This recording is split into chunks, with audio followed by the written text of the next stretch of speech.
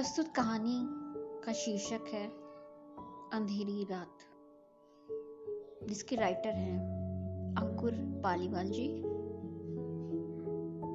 Chicago, संयुक्त राज्य America का शहर।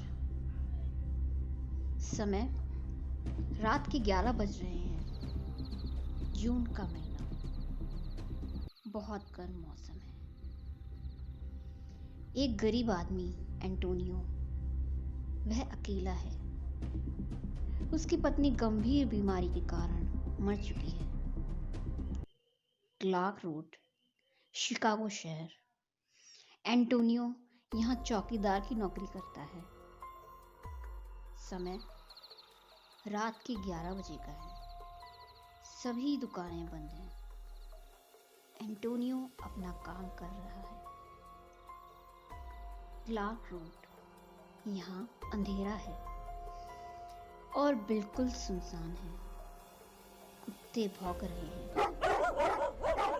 और उसी समय एक कार आकर रुकती है। सब कुछ देख रहा है।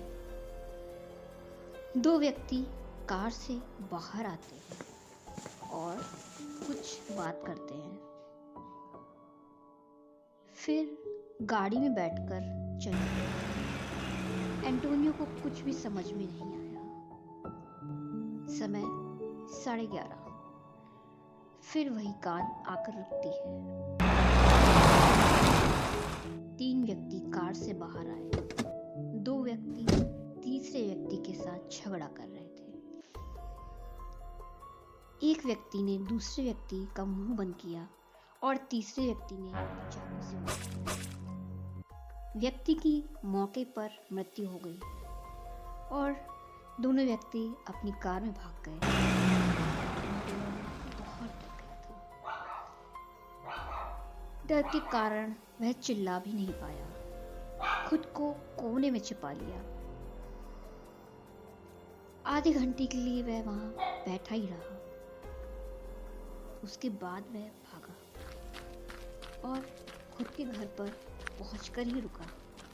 उसका पूरा शरीर पसीने से गिला था। उसका एक दोस्त है, एंथनी। वह एक प्राइवेट डिटेक्टिव है। एंटोनियो के घर के पास एक बूथ है। वह बूथ के पास गया।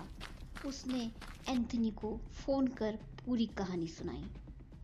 एंथनी ने कहा, मैं वहां 1 घंटे में आ रहा हूं। एंटोनियो अपने घर लौट आया। एंथनी 1 घंटे में पुलिस के साथ और जांच पड़ताल की।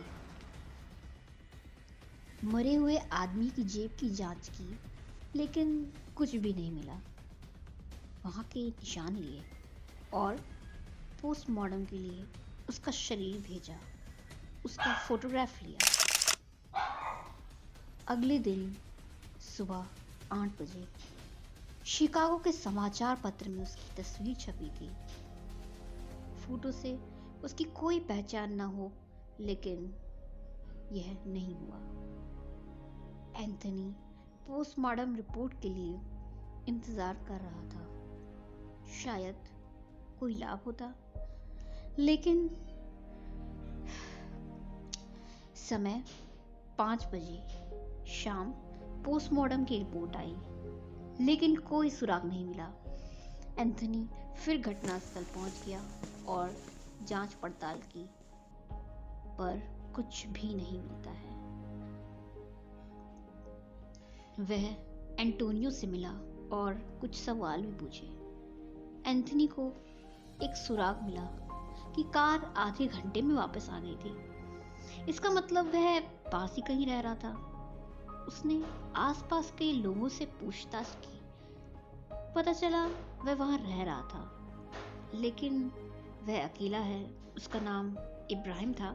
कोई नहीं जानता कि वह क्या करता था। 2 साल पहले उसकी पत्नी एक ट्रेन दुर्घटना में मर चुकी थी। एंथनी इब्राहिम के घर गया और वहां जांच पड़ताल की। वहाँ बहुत सारे ड्रग और पैसे मिले। कहीं वह ड्रग का व्यापारी तो नहीं था, या किसी माफिया का गिरोह तो नहीं था? कई सवाल उसके दिमाग में थे। इन सवालों के जवाब खोजने के लिए कमरे में जांच पड़ताल से एक टेलीफोन डायरी मिली, जिसे उसने अपने पास रख लिया। वह टेलीफोन एक्सचेंज के लिए चला जाता है और टेलीफोन निर्देशिका में सभी नंबर की जांच करता है। उसमें दवाओं के माफिया का नंबर मिला। उसका नाम जोजो है। अब माफिया तक पहुंचने के लिए वह पुलिस के साथ एक योजना बनाता है। वह माफिया के साथ संपर्क बनाता है और कुछ ड्रग खरीदने की बात करता है। अगले दिन निश्चित जगह माफिया उसे बुलाता है और एंथनी उनसे मिलने जाता है। पुलिस भी वहां कुछ समय बाद आती है। जब एंथनी और जोजो दोनों बात कर रहे होते हैं तो पुलिस उन्हें पकड़ लेती है और पुलिस थाने ले जाकर पूछताछ करने पर जोजो ने बताता है कि इब्राहिम ने हमारा सारा माल ले लिया और पैसे भी मांग रहा था, तो हमने उसे मार डाला।